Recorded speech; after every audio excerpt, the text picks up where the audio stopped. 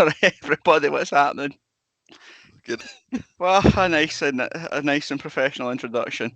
Fantastic. Class. Hello, everybody. I was going to say this will be a positive show because we were having a very positive weekend until 3 years ago. And now it's back to doom and gloom the way we all fucking love it. Thanks to Alan McGregor being dinked by a fucking cross for 40 yards. But we'll come on to that in a minute. How are we all, Ando? What's been happening? Oh, me, I was loving life. You are Ando, aren't you? Yeah. I was loving life up until 3 minutes ago, and then about 3 minutes. Yeah, about 3 minutes ago till you brought it all crashing down. But even then, probably a quarter of an hour ago, until Kev asked me how my week's been, and then I had to tell him about a horrible incident that happened, which you just tuned in to catch the end of. So, you know what? I thought I was going to be positive for this. No, I'm fucking raging. I'm angry. Well, let's get going. We like it. We don't like it any other way. Thomas, not surprised to see you back after a 6-goal winning margin or a 6 goals at Tynecastle on Saturday. Happy clapping back. How are you feeling? I just don't come on when we get beat. His We game's know a that's why I distant said memory. 6 goals, all's positive. I'm ready to cheer on the boys in maroon. Were you even there on Saturday? Aye, man. I actually went. It was late. Class. Yeah. I was late. Kev did. Kev, I'm in it for kickoff. Did you? I thought you would need to go for a piss. These legs are fucking made for walking, and that's pistons. just what they'll do. Oh. There we go. Right. Kev, what's been happening? Not a great What was deal. that? Oh, what was that? Possibly the Because worst. he's got a leopard print t-shirt on. Oh dear. That's it. Right, okay. Tiger stripes anyway. We'll come on to so that in a let minute. it We'll look get a like- professional plug for our merch. Kevin, what's been happening? Not a fucking lot. Went to the game yesterday, went to the pub after it, got home. It's about all I can remember. So, all good day, all round. I like that even though we scored 6 goals, you still spent the full game looking at me, which is weird, and giving the group chat updates as to what I was doing with my sunglasses and when I was standing or sitting. Or It just looked really I'm weird. a for you. mesmerising guys, Kevin. It was just weird, mate. Seriously, it was weird. You're that far up the back that the sun doesn't even shine, and you're still there with your sunglasses on, trying to look cool, look hip. But it wasn't happening. As the viewers on YouTube, I am a cool cat. Okay. I am a cool cat in my Jorge Henry Ultras, whatever you want to call it, gear. Well, we can't call it Ultras. Actually, Freddie will batter me if I say that because he hates this. Well, let's put it down to what Gary Crawford is saying, which is Henry geese a wave. Exactly, mate. Exactly. Love So it. I'm taking this off in a second because I am sweating. But we will have our latest edition of the Henry Smith range available pretty soon. We're working on this zippy, the other zippy, 2 t-shirt versions of it, and 2 bucket hats as well. So we'll let you know when it comes out pretty soon. I've just got to say I absolutely love the listeners now that actually come on and add messages onto the YouTube chat that just says Tam is back, so no messages being read out. Tam, you get ripped on the show, and you get ripped by the folk who watch us. I know, mate. I'll watch back or like look at the live chat before these things shut down, and I'm like, I said about 8 times. Any questions? Nah, nothing really. Then I see about 8 things better than anything Tam ever said. So anyway, as always, everybody on YouTube, get involved. We'll try our best to read out what you say. If not, I'll go through the comments and try and answer them as best we can. I've got a tam down that Kev will go through. We'll look back on Saturday, look at the positives, look at some of the negatives of today's results, or are the negatives. We'll get a sense check everybody's feelings as to how they're feeling now that top 6 is confirmed. Talk a bit about how the fixtures will look post-split. Player of the Year awards are on right now.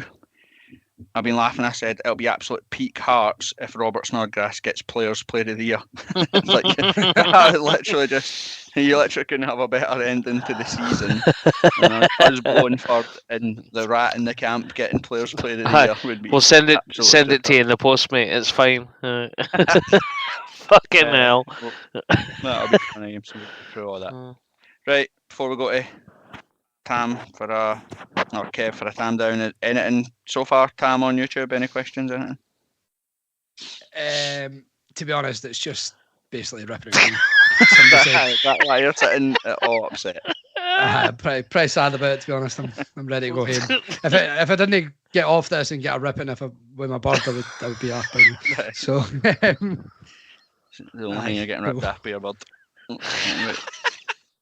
Oh, Tam, I fucking love you, honestly. I genuinely do. Right? half an hour ago, you said I fucking hate you. Yeah, no, but It was exactly word for word. I hate you, but I love you for all the Aye. same reasons. It's horrible. It's class, isn't it? It's like Hearts. I love and hate Hearts in equal measures, and it's the same as you. Right, Kev, I believe we've got a Tam down. I don't know if it's in light of our high-scoring victory on Saturday or whatever. You talk us through it. Yes, it get your is. hands on you. It is on the back of the victory. So we'll wait for Tam to put his hands in the air so that we know he's not actually texting to find out what the actual team was, because this is going to make you struggle, Tam. I'm going to lie. He's just going to look at the YouTube comments. Aye. That's what he always does. I'll turn it off. Aye. We'll turn it off. Fucking So the He's easy. like, Tam goes, was it that John Miller? You never heard of him in your whole entire life. Just literally stabbing it up. Exactly. Oh, look at him getting the YouTube comments on his I'm proving fucking it. phone I'm just now. proving it. I'm Dirty proving it. bastard, I'm proving it. honestly.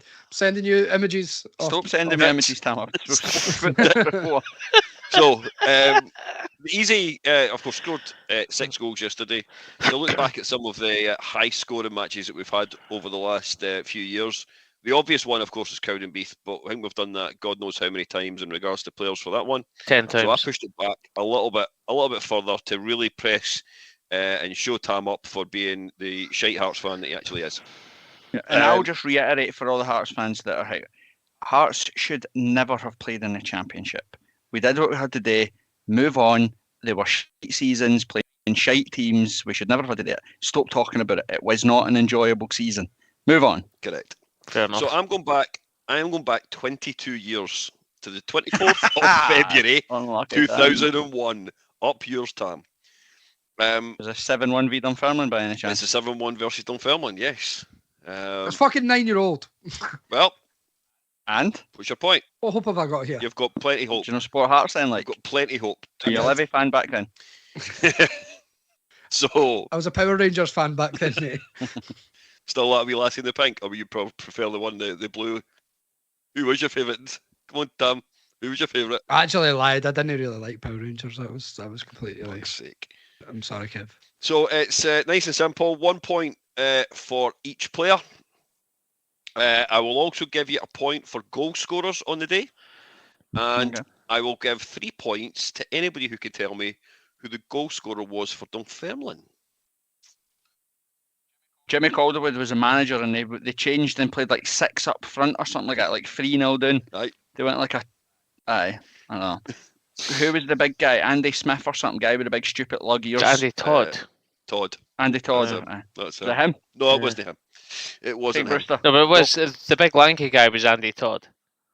Aye, but that I was think who scored for Dunfermline though. Oh, that was the who scored that day. That was the who Okay. scored. So Scott Wilson. we'll be sensible about this, and we'll let Tam go third, and we'll start with Andy. Right, class. Right, go for it, Ando. Graham Weir. Graham Weir, was he there? No, too early. 2001, mate. Right. Unlucky, mate. Wait a minute. I'm going to... Did he not score in a fucking massive defeat against Dunfermline? He scored. Did we beat Dunfermline maybe 6-0 or something? And he. Oh shit! I've got the wrong game. Wrong game. Aye. Fuck. Unlucky, Right, mate. there you go. I'm going to kill everybody Go for it. straight away, and definitely Tam. I'm just going to say Stefan Adam. Goal scorer, Andy played. I'm sure he scored 4. So you are correct with Adam, and he scored 2. Oh. So not 4 on that particular occasion. That could have been the game that Ando was talking about. Wow. Aye. Corbett, on to Tam. Anti Naomi. Anti-Naemi. Yes, Tam, you have got 1. See, wasn't as bad as you thought. Why have you said it like that?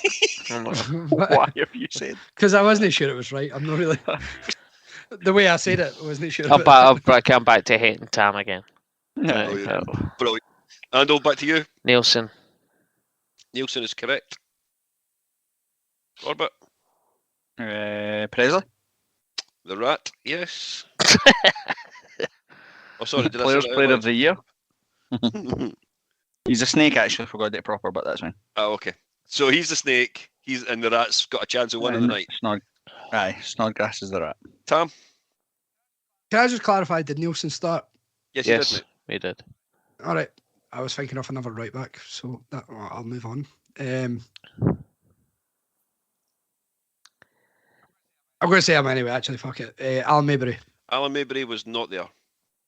He was round about the right time, Tam. You're in the right Aye. ballpark. Aye. I'm I think you're go for it. probably. I think we bought him that summer, 2001. I think he came in because that would have been the ball boy season for you, for Shanks. For Shanks. Back to you, Ando. Ulster Andy. Andy Kirk, yes. He'd have been on the bench, though, surely. No, he started. No, he's scored. Started the game. Gary Wells. Gary Wells wasn't there.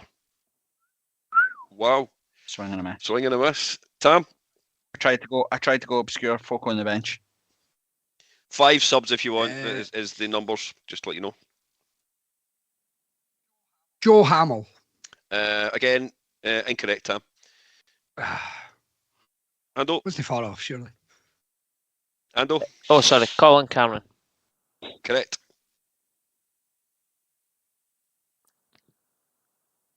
Corbett, Scott Severin. correct.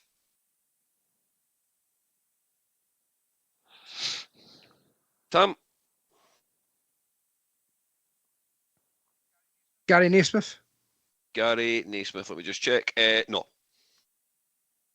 Sorry, Tam. Ando, Tam Flogel. Tam Flogel, yes. Are we in the realms of Tomaszek or whatever it was Well called? played, Corbett. That was my next one. Bastard. Brilliant. Tam, I fucking love that guy. Can't have many left, do we? Yeah, we quite have a lot. we've got Wasn't the question. 2 of the first 11. So 2 of the first 11 and all 5 subs still to be named. Pepe Moylan. Tepe Moylan, very good shout, but wrong. I'm actually surprised. Oh, that one, to be honest with you, Tam. Ando, Rod McKenzie would be the goalkeeper. correct. Well Second. That played. would be your Second sub. goalie. Sorry. Well played, Ando. Corbett, Were we in Gordon Petrich territory? nope. No. Right, well, I know how I'm going. I know how I'm going. No, I'm getting there before you. Tam, The good thing is, I'm not getting there. Exactly, mate. I've got no fucking idea. Stevie Filton. Stevie Fulton was not there. Ah, Right, Ando. Can I steal it from Corbett and say jukebox? There you go. Ando's got jukebox jury.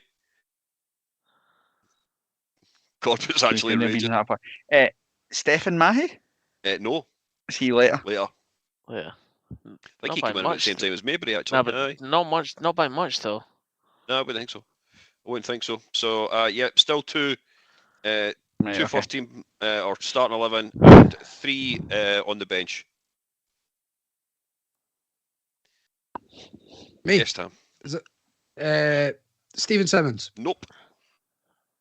I'm just guessing players. Yeah, who it's get great. I nowhere love with it. I'm absolutely loving it. Ando, Sevy.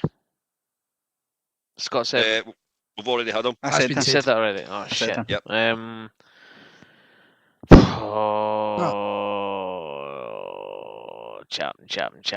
Chapman. Come back to me. Go to Corbett if Alright. he's got one. Corbett, Try to think. It's the era top in it. It's the Aye. thing that Shanks always wears on him. Gary McSwiggan. no. I had that. Did we sold him already? No, I think we hadn't actually bought him by that point, mate. Because this is Alright, the, February 2001. I think we signed him in the summer of 2001. I just remember seeing him in that top because the white away top was class as well. Tam, Oh, it's pissed me off now that Corbett said that top. Wee Spanish guy. Oh, Got Mendy's it, team. got it. Go for it. Wanjo. Go You're for it. such a dick, Tam. Why would you say Wanjo. it, no get it right, and then Guiando the answer? How can So- you say wee Spanish guy? How many wee Spanish guys have we had? How can you not know the name that's attached to that? No. Right. And how could you So know they use came the up on every conundrum? quiz. exactly. know. The conundrum. So, Joe Jordan, Joe Hamill, and thing we went to a pub. Only let one Joe in. Oh, Brilliant. no. so yes, Juanjo was Well, there. I'm glad I've hopefully- not got the YouTube comments up because I'll be getting pillars on there. That was Oh, yeah. hopefully a nice bit of because I'll maybe have a sliding doors moment, because I'm pretty sure that season we had to beat Hibs on the last game of the season to secure Europe, Aye. and Wanjo scored And McSwagan. and McSwagan. Is that no? Aye. It would have been earlier than I think for that one. Is that no year 2000? Gary McSwagan must have just been injured. mate. Maybe. He was So injured though. 2 of the starting 11 and 2 on the bench is what we're waiting for. God. And it's back to you, Corbett. Kevin McKenna. Nope. Fuck's sake! Where are these? Where is everybody? This is brilliant. Tom. I'm out. Move on. You're out. Ando. How many of the starting 11? 2 of the starting 11, 2 on the bench. 2 on the bench. And the 2 on the bench will be complete dweebs that I've never heard of. Or Yes, I can probably 100%. never remember. You have Right. heard of them, but you're Right. right. They're shiter than shite. It's bothering me about the 2 outfield players. What position? So both would be Stephen Boyack. midfielders. Well Stephen played, Boyack, yeah. Corbett. Fucking. He was I'm alright. actually Robbie- surprised it took. Robbie Sloan. See you on the bench. Nope. Austin Lee McCann. Makel. Yes. Hey, mate, well Lee played, Maple's a Ando. shout, by the way. Yep, he was in the starting 11, Ando. Oh! Lee Makel is a shout, like. So there we right, go. so We've just got the two the starting random 11, on the bench. 2 randoms on the bench. One was actually a 98. Don't tell us. Who have we got so far that was on the bench then? You said So you've got Wanjo, Rod you've got McKenzie, who's the Jukebox Jury, goalie. and Yeah. Roddy McKenzie. right, okay. So 2 to find. Could have been literally One of them's I will go as far to say one of them is actually really tough. Grant Murray. Grant Murray, well played. Corbett. Was that what you were going to say about was in the 98 team? Yes. Is that what the one? Yeah, okay. Well played, the other Corbett. That's a one good is- one. That. The other one's Right. probably a struggle. No. Let's work it out logically. Ooh. Right. I've got no chance, so you just batter on, man. So 2 it must seconds. have I need to been. go under my desk for a second. Aye. No, Must- seriously, I kicked my speaker over. Right, I'm back now. the 2001 That was him talking to annual Alexa coming again. straight out. Aye. Right, a youngster for that time. Paul McMullen. Nah. Oh. Is it a youngster for that time though? He was a youngster at that point. I'm sure we brought him in on loan actually. Only ever played 6 games for us. So Well, I already said Graham On Weir. loan. Thinking of the On wrong loan game. from Nah. where? He's too young. Yeah. I'm not sure. Just try to just check.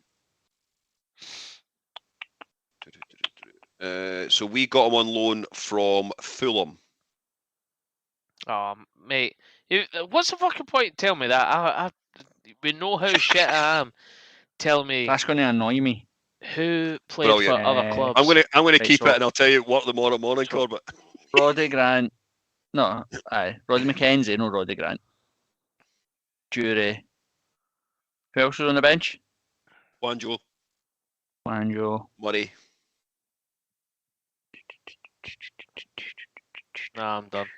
There's no chance I'm getting this. Right, give me one more clue, and then if we didn't get it, we'll go chapping. Let me see. Is he Scottish? Aye. Right. Yep, he is Scottish. Just try to see if there's anything else. Give you his array of teams. Started off at Arbroath. Well, that helps. Played with Morton, Alloa, Ayr United, St Johnstone, Falkirk. Oh, wait a minute. McInespy. Correct. Kieran Mascaresby. Well played. He's for St Johnson got me that. Is St it? Johnson. He was for Livy. My So there you cousin literally bought his like SLK Mercedes thing off him. After There you he got like a Nice. There you go. purpose. There you go. Nice. There you go. Can I So, I forgot he played for us, by the way. can I take a stab at who scored for Dunfermline? go for it. Oh, aye, let's go through that Dunfermline team. Was it Stevie Crawford? Because it That had was to going have to be been my had to be Stevie Crawford. It was the Stevie Crawford. Was it not? Ah, Right. fuck. All right, okay. So who played in that Dunfermline team at the time? It was like Scott Wilson there at the time, that big stupid defender. He always scored against us. Aye, no, he wasn't there. He wasn't there. I'll go through the team if you want. Have you said that because it's pure obscure and we should know it? Or What, is it like The goal scorer. Aye. The goal scorer is actually fairly well known in that part of the world. Let's put it that way. So it's not Andy Todd and it's not fucking Stevie Crawford. It's not Stevie. Mark Yardley. No, no, it He played wasn't. with St Mirren. If he's well known, played it with was St. Jim Mirren. Leishman that scored, right? That's it. Well done, Tam. Skerla. Nope. Who the hell scores for the well known because he played for Dunfermline? Played for Dunfermline and he also played for Wraith Rovers, if I remember rightly. Fuck. Kevin McAllister. Nah. I don't know Dunfermline. I think he also teams was enough. one of the goal scorers when he played for this team against Bayern Munich. That might give you a clue. What? So that must have been Wraith Rovers, wasn't it? Because Yep. they played Bayern Munich after they won the Coca-Cola Cup by beating Celtic. So That's right. that was like 1995 or something, Kev, was it not? I thought This was Must only be 6 put years that, I don't know. later. 1997. If I would, So it'll be if a I was pure to old guess. guy then. A pure old guy. No. Definitely a name that you would know. MD on the YouTube chat, got it? What's his first name? Danny What Lennon. your first name? Somebody else. First name is Jason. Jason Dare. Jason Dare. Hmm. Yeah. Team that day for No one cares about their Dunfermline. team. Fuck that. Oh, it's got some real strange names in it. Where you got Skerla from, Ando's impressive because he was the guy. He played for Dunfermline for a Bobby fucking Boucher, man. Google was the answer, Kev. Google was the answer. quite That's what quite he a did. few. So- How many times did so- Skerla score against us? Have you got that to your hand? No, probably a good few. Let's see, tell you. Just trying to see how many goals he scored. Welcome to Sammy the Tammy podcast. Aye, let's fucking move Fucking on. cares. Right. Aye, nah, Okay. can't I tell you? Oh well. That was a well tidy top. Have I got it up there? No. No. Dang, well. I didn't mind it in the white. I didn't like it in maroon. I didn't like it being on honest. Shanks. Shanks wears it all the time, and it's about a fucking extra large boy's top on it. It's a Yeah. joke. I'm like, mate, gear it up. Like, get a new top, man. Same, Like, same get as a same new as top. Amstel Lager. I loved it until I seen Shanks wearing it all the time, and I fucking can't stand it now. Hope he's listening. Right. Let's get into the good stuff. We talk about headlines first. Yep. Top six Gone. lineup confirmed now. Top six: Celtic, Rangers, Aberdeen, Hearts, St Mirren, and Hibs. St Mirren losing on the last day and Hibs drawing, but Livingston losing at Dundee United meant that they managed to scrape into the top six. Any thoughts on the final six teams, or Fucking pretty raging much at as you Livy. expected? How good would that have been if St Mirren had got beat or went bottom six with a sold out crowd? But as is life. Mate, again, I'll have to admit that St Mirren are an absolute irrelevance in my life, a skid mark on society and Scottish football. Couldn't give a shit about them. I was actually more talking about our bitter rivals, Hibernian and Thomas, potentially missing out in the top six. To be fair, rather even than- with their point, they Mirren. made it, didn't they? Okay, thanks for that, Tom. Regardless. Thanks for that, Tom. If Livingston had won, their point wouldn't have been enough, I'm sure. Oh, would it not have? No. Okay, No, sorry. because Livingston would have leapfrogged them. But never mind. So I don't know if we were talking about this in the group chat or whatever, but when the radio on the way home, they were saying that they'll change up our Celtic fixtures probably because of the home and away imbalance type thing. So instead of playing Celtic in Castle, we're going to play them at Celtic Park, but in return we'll get St Mirren for the third time at Tynecastle rather than going to Paisley. You make any of that? it's a bit strange. I mean, this is why the split, in my opinion, doesn't really work. I think we've, as a group, we've discussed it enough. But it's a bit strange that you have to go to Parkhead 3 times, and in the sort of mix with the highly unwashed. But the other highly unwashed folk from Paisley, they get to come to the capital for 3 occasions. It's a strange one. But there's still no made any. When do the fixtures come out? Does anybody know? It'll be Tomorrow. Monday morning. Yeah. Aye, tomorrow. They come out tomorrow. I think they're just waiting for whatever strange reason. Well, actually, it'll be because they don't want. I think the first games back are going to be Coronation weekend, innit?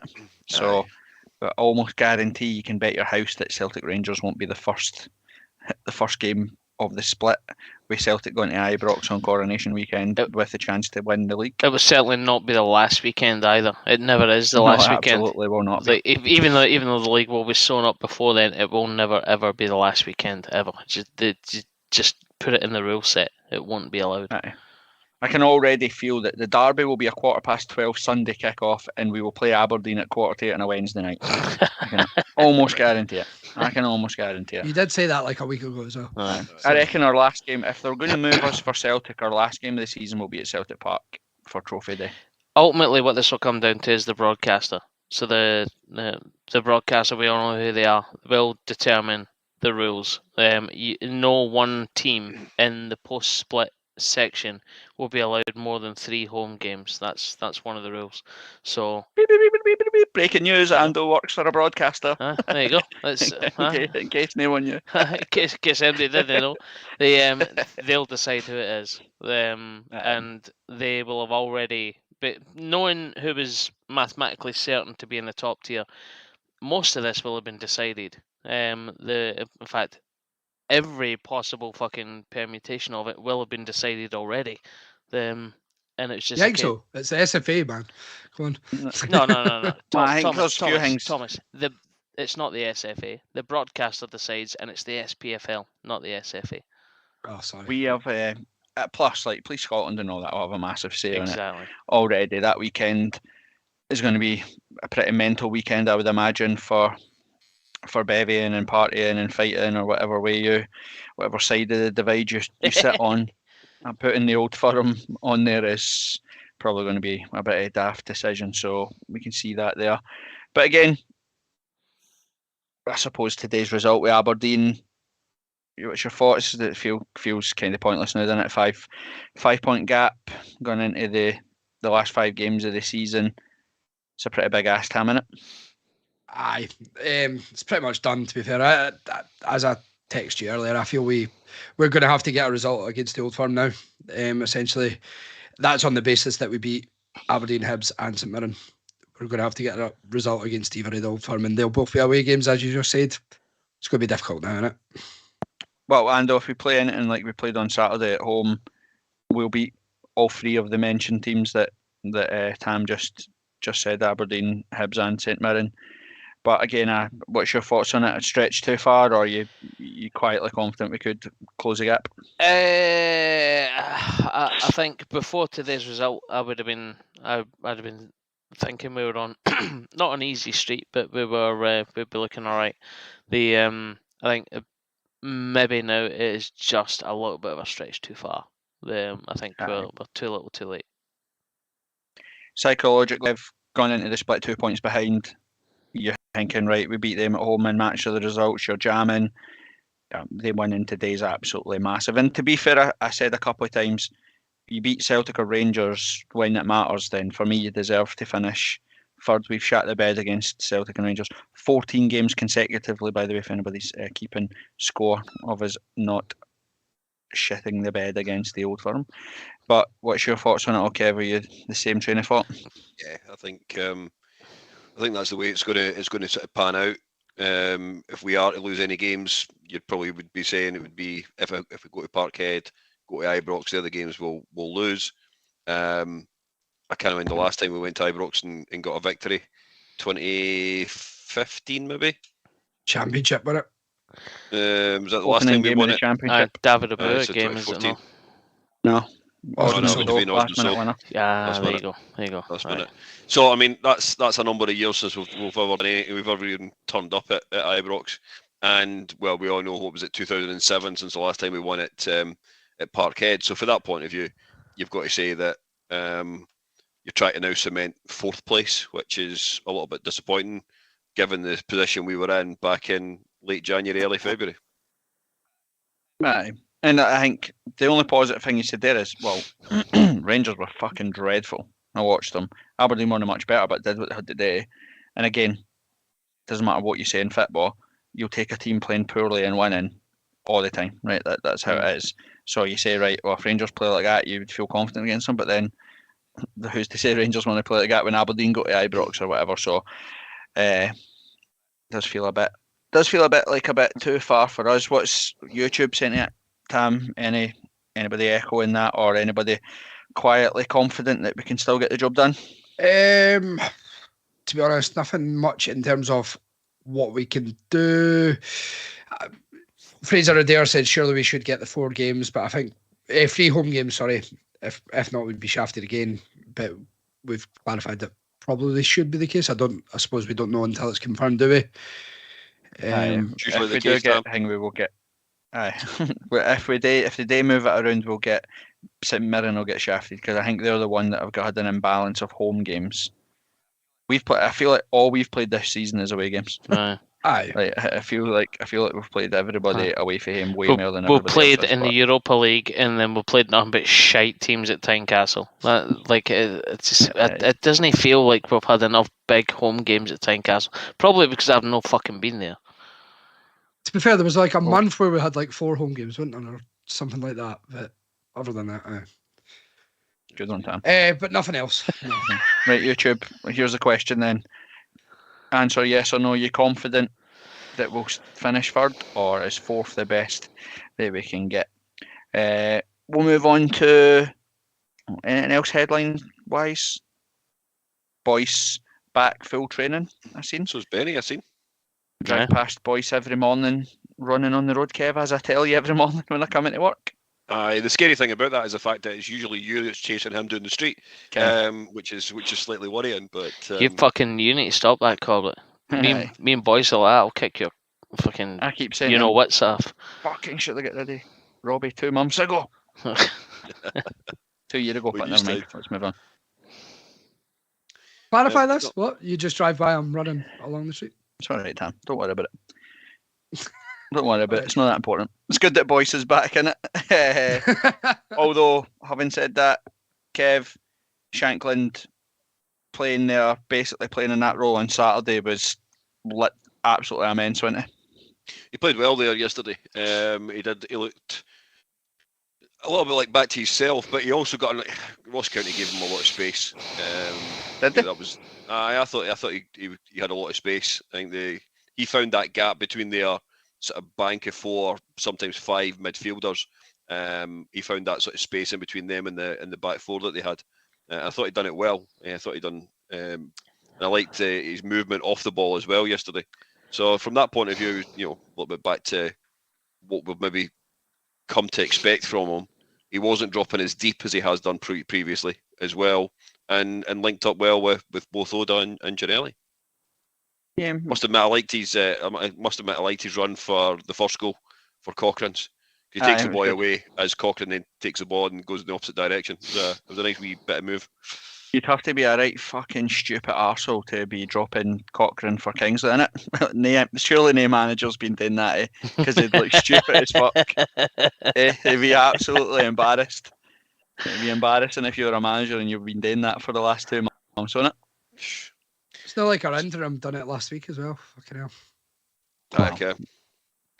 To be fair, that's probably just a hangover for the. We've got 3 days to. We've done this, Tam. We did this last week. 3 days to change. 3 days to set up a team, change everything, etc., etc. So we won't stick on with that right this very second. Right, Tam? Did you say that folk were answering the question? A few answers. So we've got Liam L says no after tonight. Court not confident finishing third. Robert Gill, at best we should get 4th and a Euro conference playoff. Which is a good point. suppose we've still got the option of Europe. That means the season starts like next week for next year. Aye, Like if we it's play in those conference things, man. Second Does it week, not mean second week in July. Does it not mean we're going to Europe in July? I suppose. Yes, So we the song's can get actually right for We once. can get the song back. Although for the points of this season, that's just been the injury list at start of that song. That's Aye. fair. True. Aye. Yeah. Matthew Harold says Aberdeen going to St Mirren and losing is the only real hope for us to get third, which is a good Yeah. point because St Mirren home record. Aye. And yeah, Graham Duffy just saying we basically don't have to play in the Premier Sports Cup again, which is sound. True. I think that's a good point. I think Aberdeen going to St Mirren, if that's how it transpires. And the only thing, if Rangers lose at the weekend coming up, then I'd say there'll be a soft touch for most teams to take points off them. So, especially away anyway. Aye. Well, I think both us and Aberdeen will play them at Ibrox. Obviously, they just played them at Pittodrie, so they'll be at Ibrox, and we've already played them at Tynecastle, so we'll both have to go to Ibrox, which again is a big ask for any team to do it. But I suppose 5 points, isn't it? If we've just got today, and I suppose the moral of the story is that we've just got to make sure we do the business and then just keep putting pressure on Aberdeen, don't we? Exactly. You can only beat what's in front of you, and it doesn't really matter what the fixtures are. The part of that showing on Saturday gives me a real confidence that we could go toe to toe with anybody and say, actually, you know what, we probably can take points off you. But then again, part of that showing on Saturday also fills me with fucking dread, which we'll cover in more detail, I'm sure, shortly. But you can only beat what's in front of you, and we'll wait with bated breath to see what comes out of the computer tomorrow. Yeah, true. Any early news of what's happening at the Player of the Year awards? I'll imagine it's the Lauren Shankland awards. I'll be very surprised. Maybe Alex Cochrane will come in and pick up a couple, maybe. Nothing actually since. I suppose we should give him a shout out, but fair play, well done to Stevie Morris for getting an award tonight. I don't know if you've seen that earlier. Yeah, I never. No, I didn't. So- What award? so It's the first ever Foundation of Hearts award. Okay. Oh, for nice. Stevie Morris for Nice. his. What a well-deserving award. I'm sure everybody will agree. Yeah, absolutely. So Right. Well done, So- Stevie. Twitter update, gents. Special recognition award goes to club captain Craig Gordon for becoming Hearts' most capped player for Scotland. No one cares about Good to Scotland. do. Move on. Bobby McCluckey for picking up the B Team Rising Star Award at tonight's POTY. That just can't wait means till that he never just plays means for the first team. yeah, bollocks. He just went to go and Aye. get the fucking Lucasade Sports when the canteen run out. That's all he done, right? That's like So- the most improved player award at your boys' club. Eh? Like it's just like So- that's a shocker. Oh, that sounds like something you received all the time, Sam. I wasn't even that good, mate. I wasn't Thanks good for enough showing for up. that. And Best Macaulay, bib carrier. Macaulay Tate has picked up the Player of the Year award for the Hearts B and Academy team. So that's the update so far.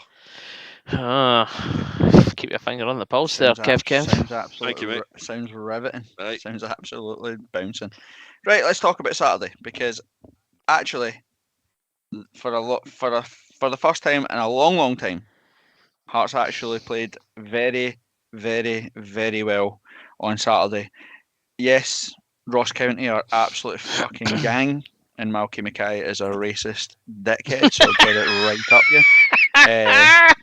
That's not even fair. libel because I was going to that's say, true. is that an allegedly? But Well, it's no, not. that's no been allegedly in proven. there. It's Been not- proven. No allegedly in there. So that was fucking nice to see. But Kev, 4-2-4 at home for large spells of that game. Right. I mean, I think we all looked at that team and sort of all probably admitted that the changes that Nazy made for the starting 11 were the right changes. As we've said already, Kingsley was a bit off that since, I don't know, even probably pre-Christmas, but still continued. But I thought Cochrane slipped in there and I thought he played really well yesterday. I didn't even get what that was, though. Was that slipping right in there? See? All right, Put sorry, my just hand, a wee. Does he put my hand in something that's not it. slipping right in? Aye. Just didn't That's know not- about Right. that. So I said that, and I thought Haring coming in just helped Devlin play the way Devlin wants to play. So Oda positives again. So I was quite pleased with the setup yesterday of a 4-2-4.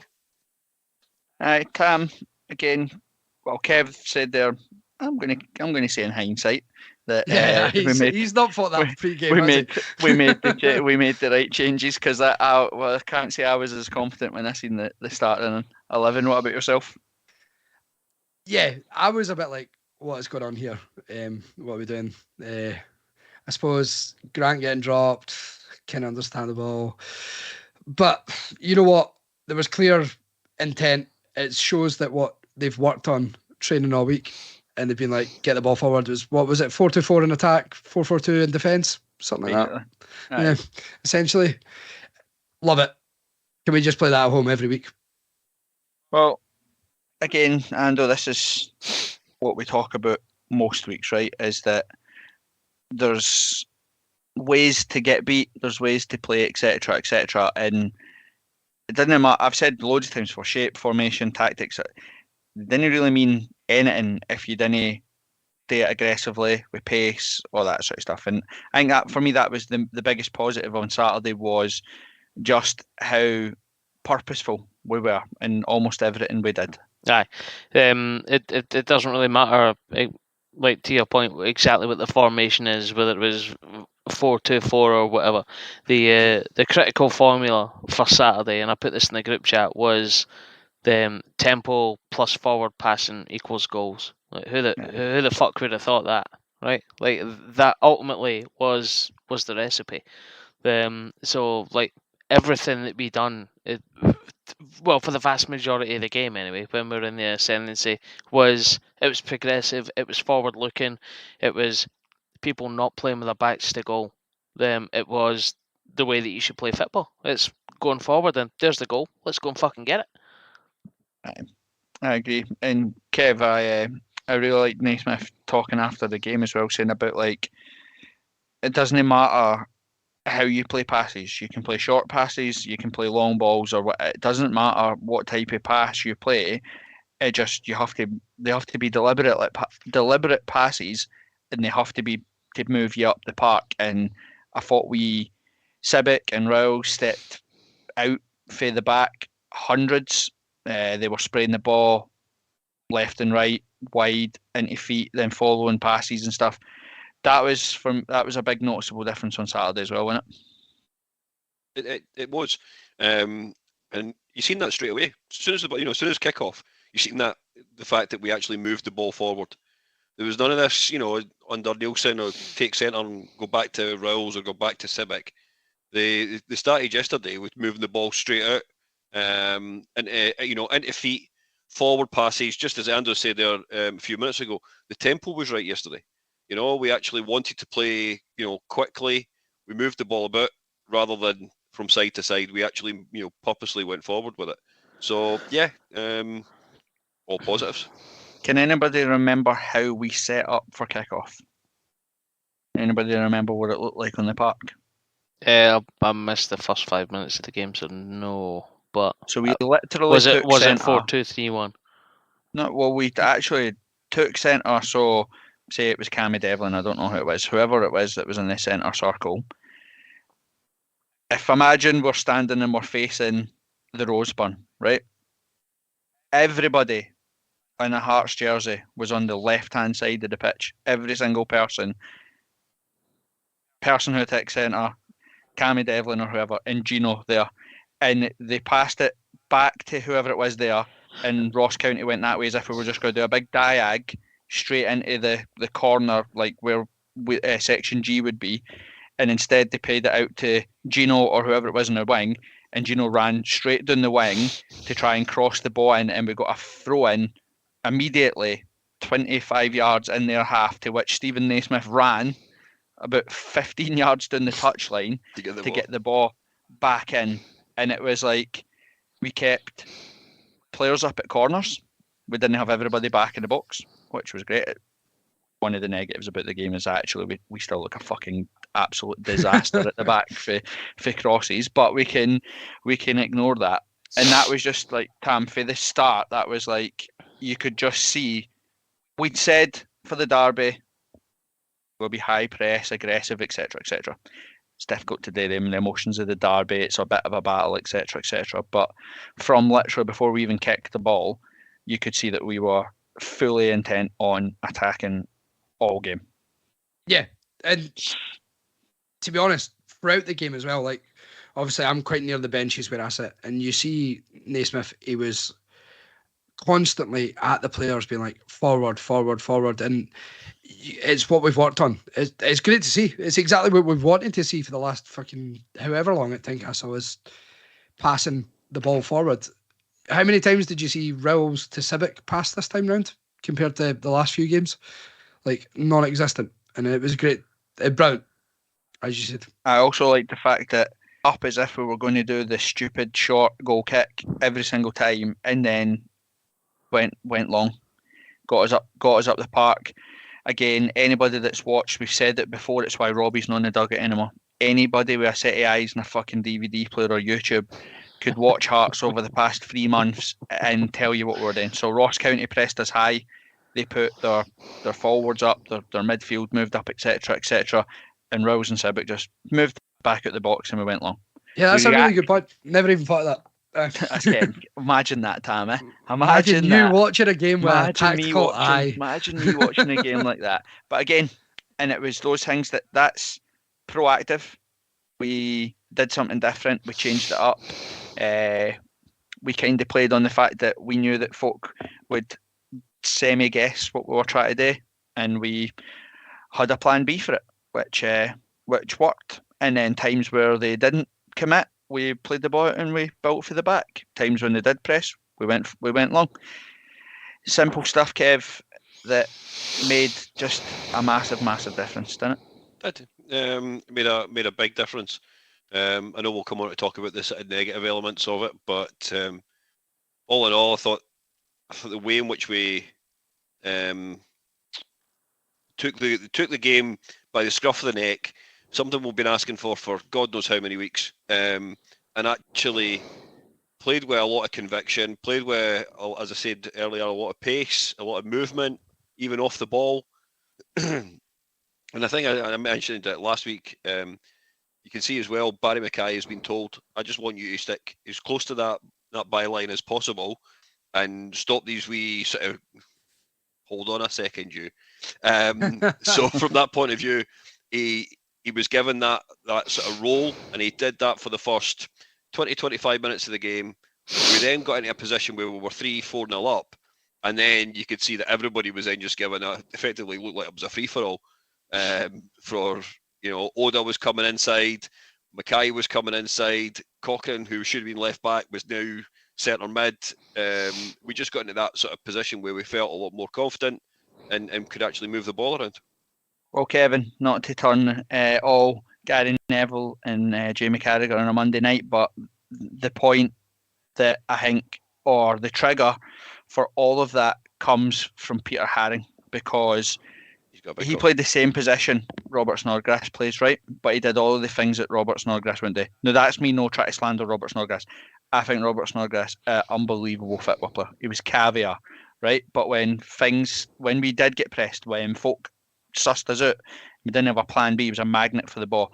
And what Hearts did, whenever we were defending, Peter Haring basically sat almost like an inverted sweeper. He sat right in the middle between Civic and Rowles, and he went for every header. So Jordan White, they went long for him. It was Peter Haring that was on him, knowing that actually, if Civic or Rowles miss the header, then they're in. Whereas actually, all Peter Haring has to do is challenge for the header, because if the knockdowns come down, then we've got 2 centre-halves there to win the ball back. And that's been missing. That was a massive positive on Saturday, was just that little pin, just sit Haring right in front of the back 2 and let's let him go and try and win the ball back. And it wasn't just that instance of Haring going and challenging the ball and getting around the actual pitch. There was various different times that we actually won the second ball. And how many times, Exactly. When was the last time we seen that? And again, I think that was just from the point of view that the players were actually a little bit more up for it. I know that sounds ridiculous to actually say that players weren't up for a game, but it looked like they were up for it. They were, they were looking for the space.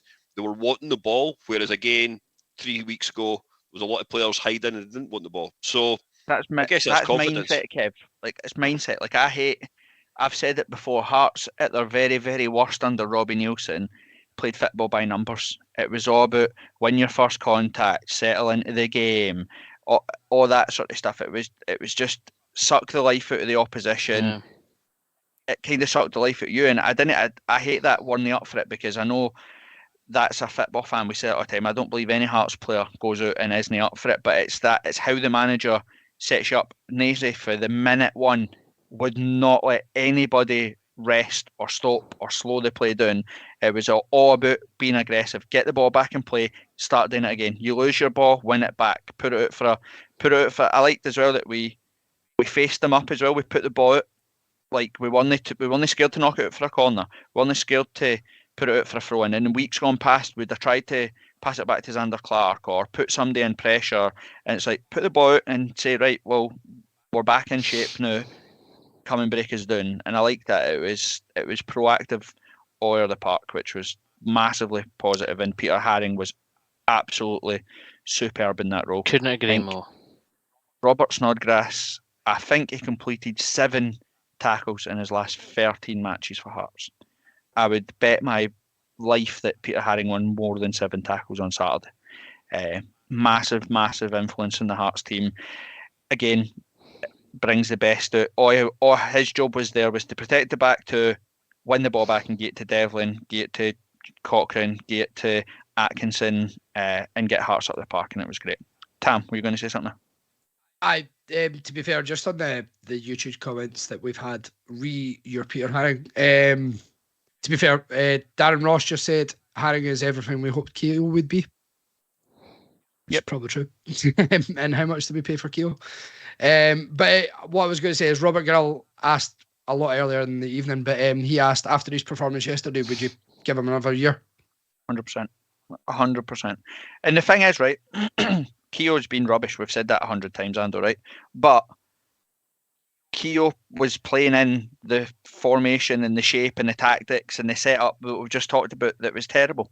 Slow, pedestrian, play safe passes, play sideways passes, etc., etc. So again, I'm not saying that he gets a bye because of it, but we haven't seen Keogh play in a high press or whatever. We don't know if he can play that role. What we've seen is we've seen him play in a slow, pedestrian, safe team, and he's shite. So you can't write him off yet. Yeah, no, exactly.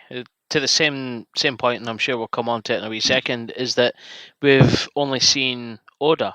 I think Oda on Saturday was his first start since January, I want to say. He's only started 2 games, Saturday being the second, right? And it's one of them. Like, had good game, touches with confidence. I think with exposure, he'll become an absolute player. And as I say, I think we'll come on to it in a wee bit. Just in the fullness of time. But he's another one of those guys. It's like I wasn't prepared to write him off, and the same as I'm not prepared to write off Keogh, only because any game that I've seen him in, it's maybe not been the ideal scenario. I think, you can put anyone into a winning team, and they can go on and play a blinder, but I think playing him in the right way is going to be key to his success, and I just don't think that's happened so far. Same as what happened with Oda on Saturday. I would agree. And Tam, let's talk about Oda, because I thought Oda's performance on Saturday, if a football fan could draw a picture of what at this level, right? This isn't Man City, etc., etc. At Hearts level, if you could draw a picture of what you want from a football player, I think Oda was absolutely everything that you want on Saturday. Now, I'll explain what I mean by that is he was utterly shite at points, but tried his absolute best. Like, you knew, like, he was never scared of the ball. He never shot the tackle. He tried a trick. He tried to take his man on. He constantly tried to make something happen. And the best thing, and again, I'm going to mirror on with Barry McKay in a little second, was he always wanted the ball. Always wanted the ball. And he moved to get the ball. If he was standing it wide and didn't get it, he'd drift infield to try and get it. He knew that we were going to score goals. He knew that we were scoring goals, and he wanted to be on the score sheet. And he absolutely could walk off that park saying that, all right, his touch wasn't great, that'll come. Decision making wasn't great. Some points he was raw, but he gave you absolutely everything that you want. That's exactly it. As you say, he was like all he really needed to do was top it off with a goal. Stephen Mayer actually made a good comment on the YouTube here and said, which I heard on the BBC interview pre-game. Naismith said he spent a lot of time with him, and he actually sat Oda down and asked him where and how he liked to play. He's been 3 months at the club, as Stephen has said. Where does that come from? Because surely there must be give him the something benefit of the doubt, right? Robbie Nielsen is a dafty, right? We all know that, but I'm pretty sure that they will have had that conversation, right? These things always happen in hindsight as to, oh, he should have did this, he should have that. Again, I'm going to go back to, he was probably given freedom for Robbie Nielsen. I think Barry McKay was given the same.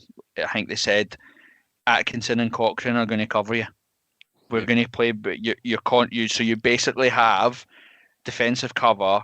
Go and express yourself. Go take your man on. Get to the byline. Get crosses in. Try do something.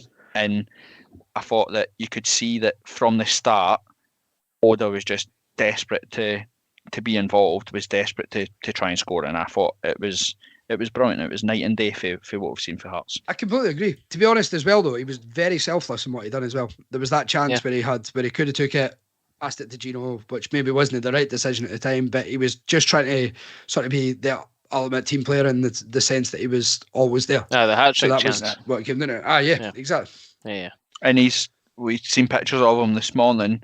He's doing extra sessions at Rickerton this morning, back training, etc., etc. And again, I think Naismith said pre-game as well that he's learning English. He's getting a little bit really better all the committed to it time, or something, etc. So see that, and again, that's fucking superb. I love that. Like that's what you want to see. It's like if somebody you didn't want anyone to have fucking ruin their day off or whatever, but the fact that you know what, he had a good game, I thought, on balance yesterday, but then still by his standards probably wasn't that good.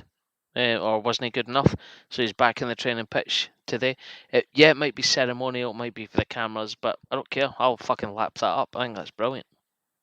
Right, and John Cahoon said that when he was on here as well, and I've seen him on Twitter say it loads of times before. All football fans want is that when you're there, you give everything that you've got. Sometimes it's not going to be good enough. Sometimes it's going to be the best thing you've ever done. But as long as you can walk off the park knowing that actually I tried everything I possibly could, and I thought he was the epitome of that all day on Saturday. Yeah. Kev, I'm going to be that guy because you love being I think for everything that Oda was, if you mirror that on the other side, now before everybody starts, right, Barry McKay is undoubted a brilliant football player. Like he is, his vision is class. I need to go for a pee. Back in a minute. His vision is class. His touch is class, and he can make things happen. But any Hearts fan, tell me seriously, argue with me that Barry McKay put in as much effort as Oda did on Saturday. Oh no, I don't think anybody would argue that point with you. I think what you do see is little glimpses of what we know we can get from McKay. We've seen that a few times yesterday, but again, he was still, and you've said it enough times. He's always looking for that reverse pass or that no look pass, whatever. He's always trying to do something that's just a little bit different, and it frustrates the shit and hell out of you when you're in the stands watching him, going, "Well, I just play the nice easy sort of 5 foot pass to the left or to the right or whatever," rather than try to slide that ball through what can only be like 3 different sets of legs. Kev, there was a point in the first half. Ross County were gone, finished, right? We pick a number, we could have kept going, right? We broke, and Barry McKay won the ball in the middle of the park, and Atkinson was overlapping him. Yep. And all he had to do was roll Blame the in. ball to Atkinson. And all he did, if that's the defender there, he could have played the pass into that side, but he slid it into that side, and the goalkeeper got it. Yeah, and that's was what, like, and that is definitely what frustrates you. I mean, I sit 10 rows in front of you, and I know perfectly well that you're fucking raging at it. But these are the things that it does frustrate you, because you know perfectly well that Barry McKay, play that pass. It's nice, it's simple, it's easy. And it's frustrating, and that's why everybody wants to get him dropped. See, a caveat that, like, I thought McKay was multiple times better than what he's been in months yesterday. I agree, and I was going to say that I think you can tell that he's grown in confidence, but you build confidence by doing simple things. Like Lawrence Shankland for Cochrane's goal, literally just walks past the ball, just dummies it. The most simple thing, but it took 3 players out. Yeah. Brilliant. Do you know what I mean? He did the simple thing, and it led to the goal. And Barry McKay, like, I think he even had a shot. I think he had a volley, didn't he? Aye. At 0-0. First time he's actually put his foot through it. But it's again, so that folk aren't didn't blur what we're talking about here. I'm talking about effort, right? I was listening I had to leave early, as we talked about before. I was listening on the radio. I was listening to Neil McCann, right? Kev, Ando, you'll know exactly. Neil McCann got the ball and never stopped running. He just faced up defenders all the time. Didn't matter who they were. He tried to get to the byline, tried to score, tried to hang me. And he was saying, I'm watching Barry McKay here. Hearts could pick a number here. There are goals everywhere, especially in the second half, when we score, Gino scores, then Shankland scores, and then we hit the post, we hit the bar, but like we're desperate to get Oda a goal. And Neil McCann was like, I'm watching Barry McKay standing on the touchline, and he's jogging. Like, surely you want to be inside. Go get the ball and score. You can you've got goals here. You'll get a goal here if you want. But Barry McKay just stood it wide. I don't know if it's sulking. I don't know if he's too scared because Robbie Nielsen was tactical and wanted him to take up positions rather than go express himself or whatever. So that's what we're talking about here. But it's just Saturday. He had great touches, moments of almost magic, and he played his part. He played his part in the second goal for Shankland's header, wasn't it? It was the second. Oh no, the third goal. The third goal was the Shankland header. He played his part in that. But again, it was just like just jogging. I don't know. It feels like there's a lack of effort there compared to Oda on the other side. So I don't know if I'm having a pop at him or not. I just saying I want Murphy Barry McKay. I'm not sure I agree, man. Like, I know you're probably going to shoot me down straight away. But well, I think it's more just the type of player he is, though. Like, he's that. Yes. You compare him to like that Berbatov role where he just fuck all, but then he's got that thing. Was absolutely caviar, superb. Yeah, and so is Barry McKay, to be honest. Wait a minute, are you comparing Barry McKay with Dimitar Berbatov? I'm just talking about laziness and. I don't think it's a laziness thing. I don't know. And like, I think it's more like a luxury, though, isn't it? Like it's.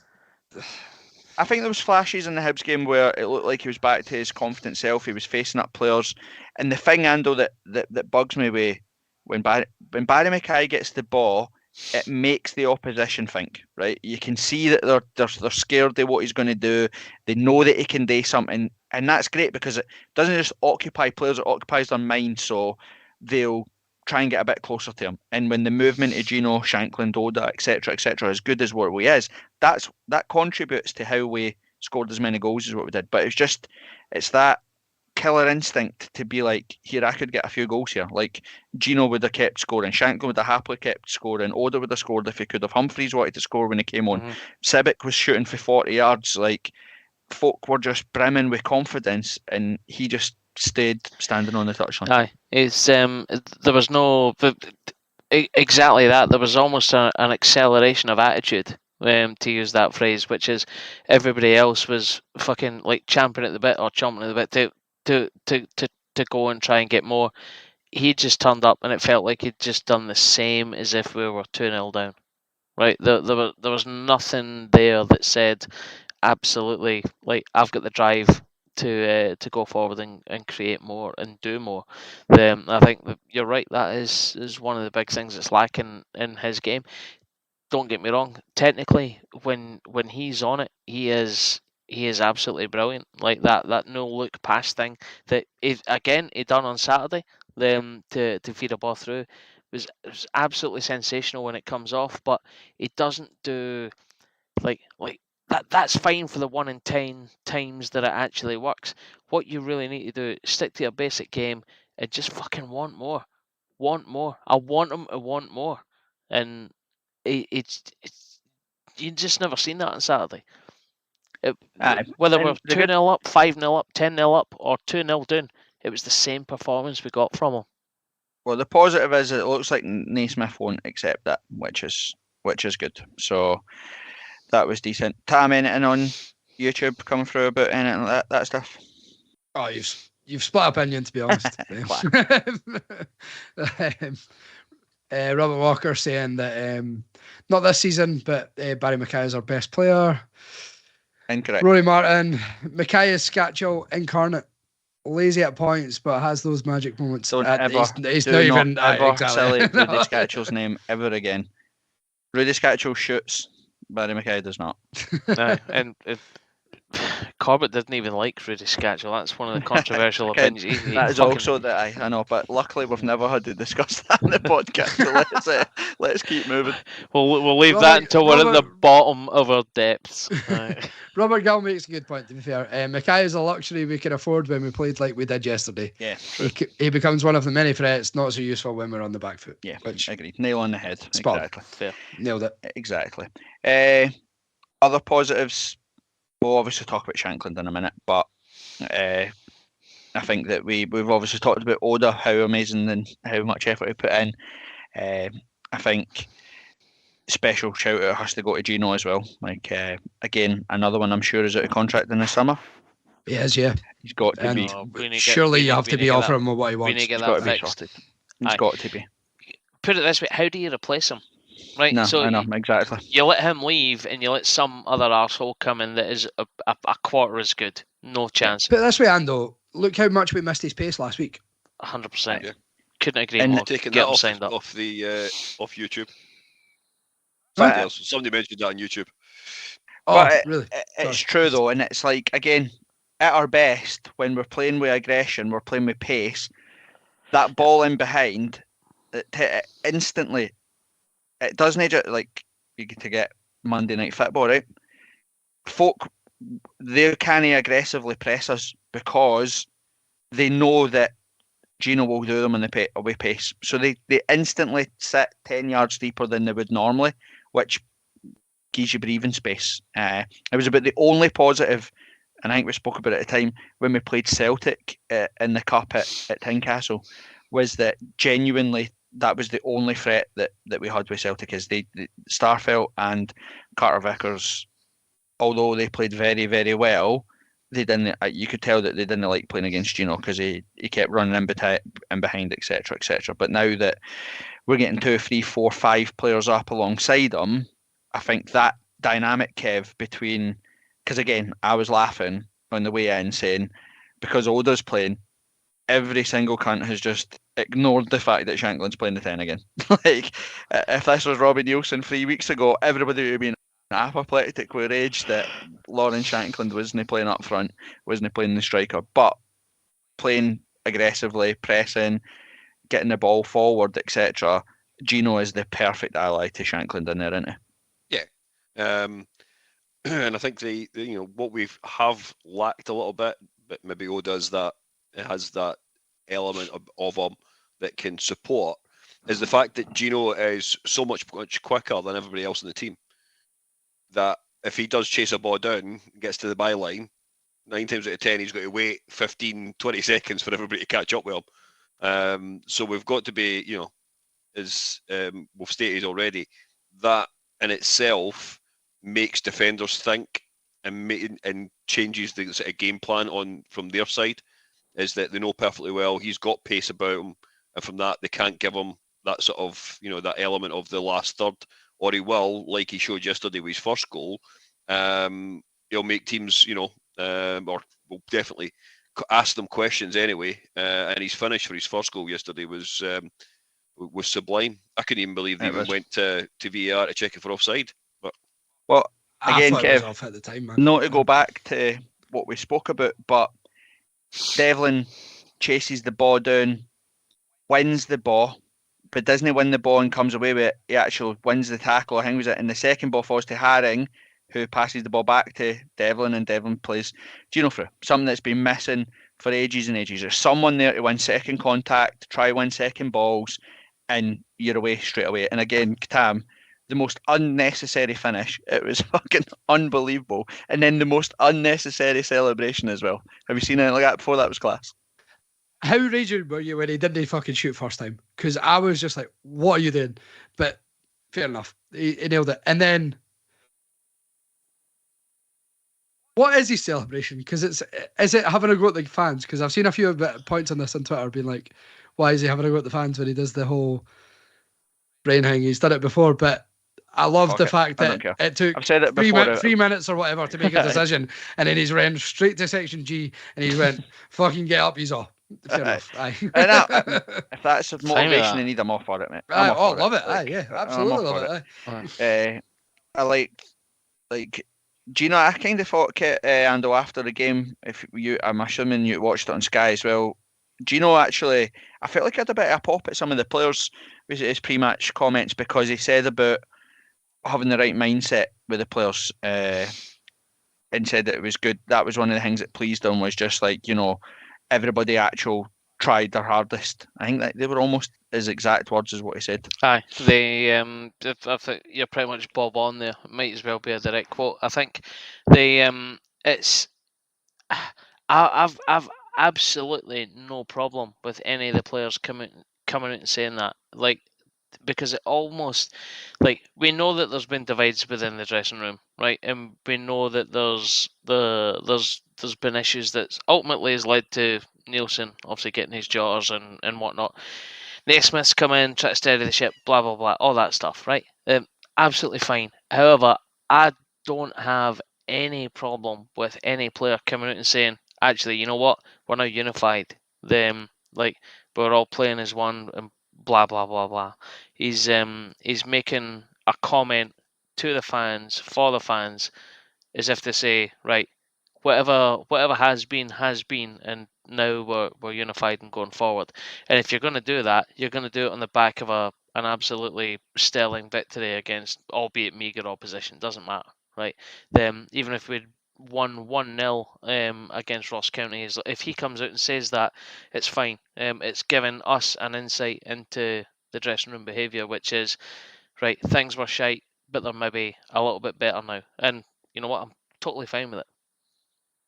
And the second goal, Kev, actually is one of the things that we've moaned about Barry McKay with, is the fact that he's running along the 18-yard box and shoots. Like, if you don't shoot, you don't score, and it's one of those things that it could have nicked off the defender and wrong-footed the keeper and went in the other way. It could hit off somebody and fall into the path of Shankland or Oda. Like, that's why you shoot. Like, Barry McKay scored the belter at St Johnstone. He's capable of doing it. And Gino as well. Like, they were the goals Gino scored yesterday, like the goals he was scoring at his absolute peak when we first signed him. I looked. You're right. You don't shoot, you don't score. And I was looking at the stats last night when I came back out. Admittedly, my eyes weren't quite with it after the amount of alcohol I had. Slow Saturday night for you, wasn't it, Kev? Ooh. Fucking hell. Oh, mate. Lads. And I actually had to sort of check. I had to check the details again this morning. But we actually had 30 goal attempts yesterday. It was mental. 30 goal attempts in one game. That's like 1 month playing under Nielsen. If you're lucky to get 30, you know. I think we hadn't scored in 5 or something daft like that. I think 1 goal in our last 5 or something. Something like that. Aye. I put this in the group chat yesterday. It's the most goal attempts in any Premier League game since September of 2018. Like, so what's that? Like 6 years. Like, fucking, it's that's just how prolific we were yesterday. When was the last time we had 2 players hit double figures as well? I know. I was thinking about that. Shankland, isn't it? I was thinking about that earlier as well. It'd have been like Rudy and Paul Scottish Hartley or and something Hartley. Aye, easy. Aye. at one point. It would have been what I was There's thinking. nobody- But again, there's props as well in there. Is that although I can see why the club are looking for a right back, and I don't think he's the answer. I thought Atkinson was actually okay. He was better yesterday. Should have Don't know scored. how he missed that chance. He should have scored. But I thought I've got his foot round it. he was more positive in terms of getting us up the park and offering all the time as well, which was good. I thought, again, I know I laughed and joked about it, but Alex Cochrane, for me, Lawrence Shankland will get the plaudits, but anyway, but Alex Cochrane is the best player Hearts have. I think he's absolutely superb. A goal threat for left back. He just can play the ball, wins tackles, gets stuck in. Sometimes still a bit naive because he's young. He should have put the boy in the arse. He should have just put him into the arse.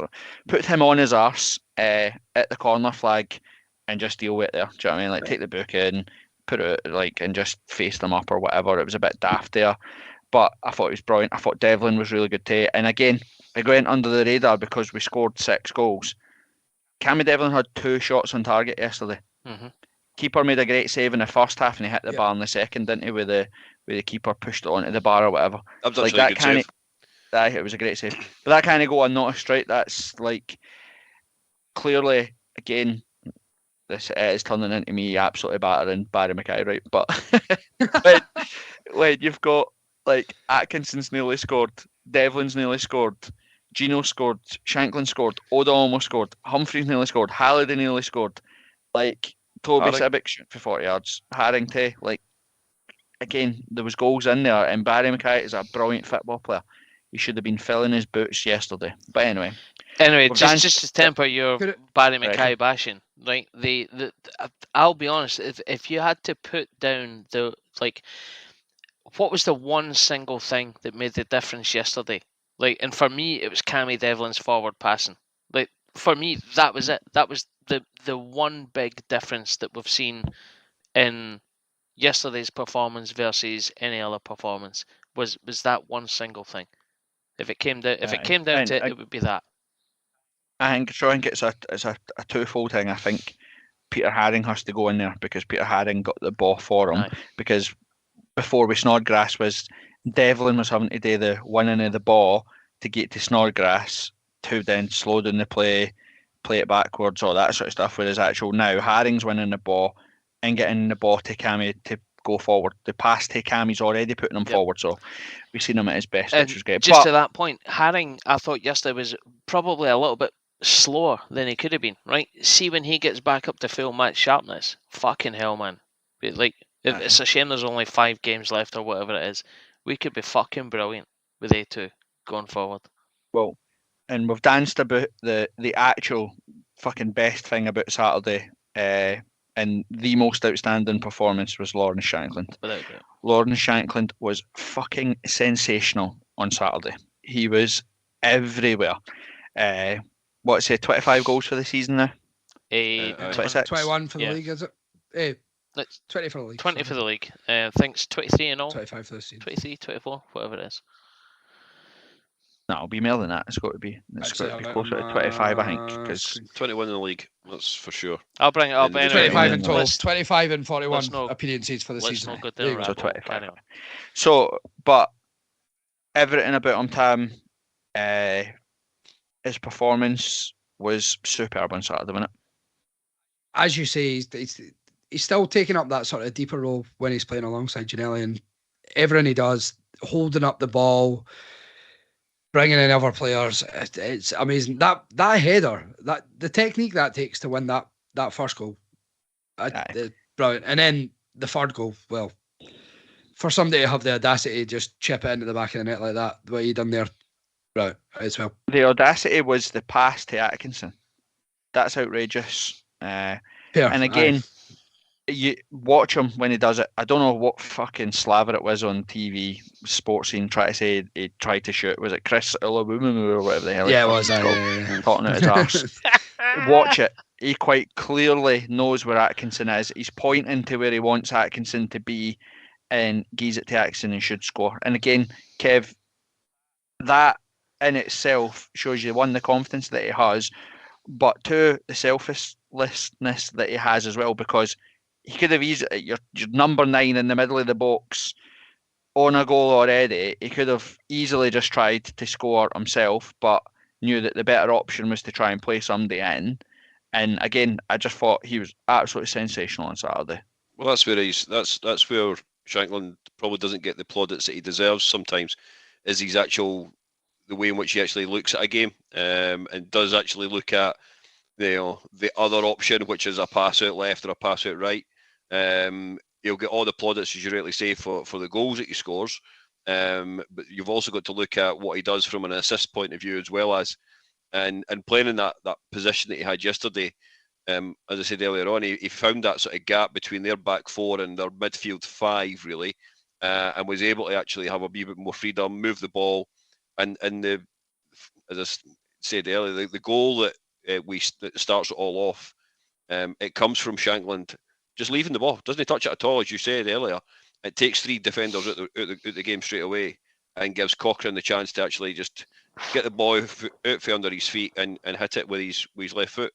It was a great finish. It wasn't his left foot, it was his right foot. I actually think Shankland wins the throw-in. He wins the throw-in. Then they throw the ball to him, and he starts the move. Like, I'm pretty sure he played his part in nearly every single goal that we had. I loved the fact as well that he was so certain that it was a penalty that he had the ball. And Cammy Devlin was like standing on the penalty spot, being like, "Why the fuck is this even going to VR? This is a penalty. Exactly. Just like get it going so I can get my goal and let's get in for halftime." Tam. Darren Ross has made a good point. I was actually thinking it myself, but you discussed it in the headlines. Boys coming back, how do they work together? It's a fair point. Again, it's a good headache to have. I've said it before. Boyce could play the Oda role, 100%. He can play the 10. Shankland can play up front. Humphreys can play in there as well. I think that playing aggressive, playing forward, trying to catch teams on the break in terms of high lines and stuff. Like, I don't think we've seen the best out of Humphreys, if I'm being honest with you. What we've seen, we've been impressed, but I think it's just by the sheer fact that he is a good player.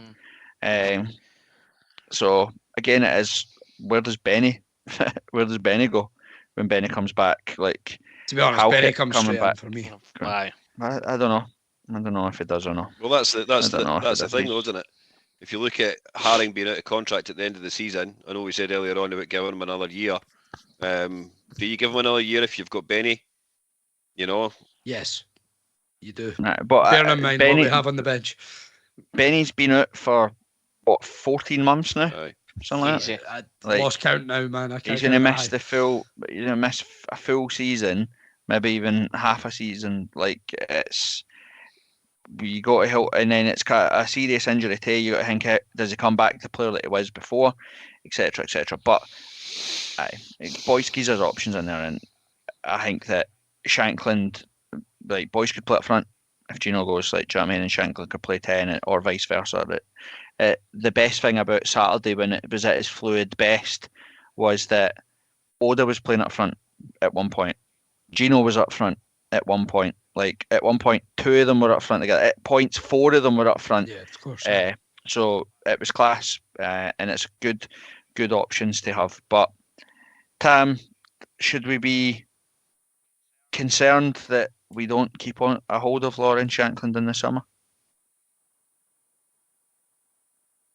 It's going to take a big offer to make a move, surely. Like, the only concern I have, that is the concern I have, if we don't get third, because we're ultimately banking our current budget on us getting guaranteed European football next year, aren't we? Well, Andrew McKinley said that by getting the guaranteed group stage football, it generated £5 to £6 million. That's going to Aberdeen, right? So we now have to play in July and go through 2 or 3 qualifying rounds to try and hopefully get to the same bit that Aberdeen are in. So we'll have a shortfall there. So I know we've said big money, but £3-5 million, Kev, Hearts are selling Shankland at that price, aren't they? Yeah, I think even if we were to get even third place, I think at that kind of money, I think they would definitely have to think about it. But then it also then comes back to the player. what club is coming in for him, what, how many minutes on the Pitbull Park is he actually going to get? I fully understand that, football careers are short. Got to make sure that if you get a chance to make big money, then you take that opportunity. Of course you do. But I do think from the point of view of Shankland, I think he would definitely be someone who would actually sit down and think about it. Think of where does this take me? He had, of course, an international cap last month. Does that drive him? Because if that drives him, going to another club, maybe not playing as many minutes, does that mean he doesn't get the chance to play for his country? It's an argument that some players will have. We know our opinions in regards to international football. And anybody, wherever he goes, he'll play wherever he goes. If he goes to Rangers, for example, which I think is what everybody probably scared will happen, he'll turn into Chris Boyd. He'll squat an absolute barrel load for Rangers domestically. 100%. It's like he's 27 years old, right? So like he's went away to Europe and he's done that whole thing. Didn't work out for him. Fair enough. The only way that he's going to progress upwards is either a move to the Old Firm or a move to a top team in England. If he goes to a top team in England, i.e., at his level, the Championship, right? There's no guarantee that he'll coin in mega bucks. The only way he's going to coin in mega bucks is by going to the Old Firm, and that is what I am absolutely desperately terrified of. But he's not going to go to Celtic. Let's put that to bed. Exactly. No, 100%. He's definitely not. He won't do it person. He won't do that person. When I say the Old Firm, I mean Rangers. Do you know what I was thinking about, Tam, actually? Where the fuck would we be without Lawrence Shankland? Seventh place. Where it would be Ross County v us for relegation. So our goal difference is what, +5 or 17. Something? Is it? I don't know, something. I thought it was more than that. Oh no, it's I can. +7. I can tell you that. So take 21 off that, and would be for that. See, in terms of his winning goals, so the goal that puts us obviously ahead of the opposition, he's scored 6 winning goals so far this season. 5 of them in the Premier League, 1 of them against European opposition. But his overall goal contribution cannot be denied. Like we've not had a 25 goal, and someone asked it earlier on, he is on 25 goals for the season. Like, this is the kind of thing that we've been waiting for. Like, I've been waiting for a 25 goal a season striker since I was a wee boy, right? And I'm nearly dead now, right? So that just fucking tells you like how long we've been waiting on this for a club. Whatever he wants, whatever he needs, then we need to sign him up for longer. Absolutely have to do it. Do you reckon he gets 30? This season? Without a doubt. Playing the way we're playing, if we keep playing that aggressive nature, I 100% think he will. He's won an award tonight for matching Robbo's record. Right. As of per the Player of the Year updates you wanted. Right, thank you. Well, I think that's pretty much. I wanted to end it talking about Lon Shankland because I thought he was absolute class. Again, you go through the stuff. When was the last time we had a striker that scored 2 hat-tricks in one season? Again, you'd have to go through the Hingways to have a look and see if we've even had somebody. I'll tell you. I don't think. Any YouTube comments or anything, Tam? Just to clarify, if we did finish 4th, it would be 2 qualifiers with unseeded though. So. Wait there, I'm going for a pee. I'm glad to get to ask this. The last time we had a player that scored hat-tricks in the same season. Oh man, that's a shame. There were 2 seasons apart. You're going. A long time. Anyone want to take a guess? I think De Vries. No, De Vries only scored the 4 against Hibs. I got a hat-trick in the Demolition Derby. If I'm going back to the same season, and it's difficult to tell. Not that they were a season apart as well. Fucking hell, man! You're going back I think you could be going back You to. got Robbo then. It's No, probably I must don't be even Robbo, think huh? Robbo had 2 hat-tricks in the same season. Yeah, okay. The last time we had a player that had a hat trick in the same season was John Robertson. As best I can tell, happy to be corrected. John Robertson in 1982-83 season, he got a hat trick against Partick Thistle in a 4-0 win. I And don't think Robbo never scored a top flight hat trick, didn't he? No? They were in it. That was when we were in first division. it was the first division, yeah. Aye. We're getting a few Rudy comments. No Rudy Hadricks. Rudy scored a hat trick, but You I know don't he think scored that one. He didn't Aye. score a Yeah, hat scored trick in the same season. Let Yeah. me check though. Carry on. He scored Chat a amongst hat yourself. trick against St Mirren.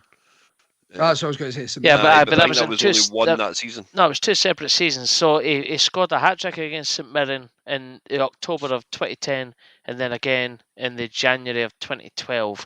So that's 2 separate football seasons. Aye, but so two hat-tricks in the same season. I think you could be going back to 70s. Bernie Battles. I don't remember he's called Bernie Battles or whatever. I've already told you. 2 hat tricks in the same season. John Robertson, 1982. Aye, top flight. That wasn't top flight though. Mate. Doesn't Doesn't matter. count. Robbo told us that, didn't he? Robbo told us that when he was on the pod anyway. You say us.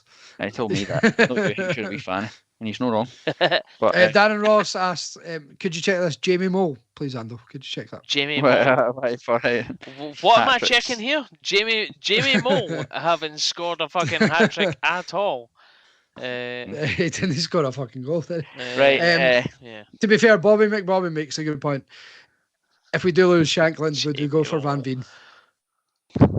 No, I've said this before. I get it because he's scoring goals, but the last Motherwell striker that scored 20 goals and we signed was fucking dog shit. So was it once bitten, twice shy, or whatever the hell it's called, or whatever, however it works out. No chance. No chance we're doing that. Right. That's pretty much it. Unless there's anything else on YouTube that we need to cover. Just to answer whoever it was, Jamie Mole scored 6 goals, 4 competitive, none a hat trick. He scored 1 brace, and that was a testimonial against a Heart Midlothian Select on the 11th of May 2008. Jamie Mole, get him in the fucking bin. Nah, he is Doug. I'm sure the last team he played for was like one of your local teams, Ando, to be honest. Might have been Blythe Spartans. There you go. Breaking news: Xander Clark has won save of the season for his double save against Hibs. Whoa. Render me shocked that Craig Gordon even make any saves. And it isn't going to be cheesy. Oh, fucking get that cunt in the bin. Right. Cool. Well, that was pretty much. I'm thoroughly upset we didn't get invited to play a year. What for? Are you a football player, Tam? Just being the best podcast there ever was. I've said before and I'll say it again. You couldn't pay me to go to hospitality to put a suit on and go sit and listen if fucking suits talk about Hearts. That's not a fucking Number 1, chance. Corbett doesn't own a suit.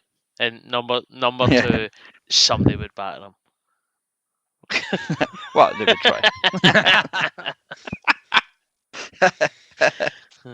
Let's leave it on that fucking gimpiest comment of the night. Right, we're off a week now, aren't we? We didn't have a game this weekend, so there's no point in. When we come back, we'll maybe do a fixtures podcast and talk about who we've got and when, etc., etc. But other than that, I'll see you all later, boys. Cheerio. Catch you later. Cheers. Thanks to everybody on YouTube as always as well. Thanks for appreciate it. Gorgie rules. Agreed.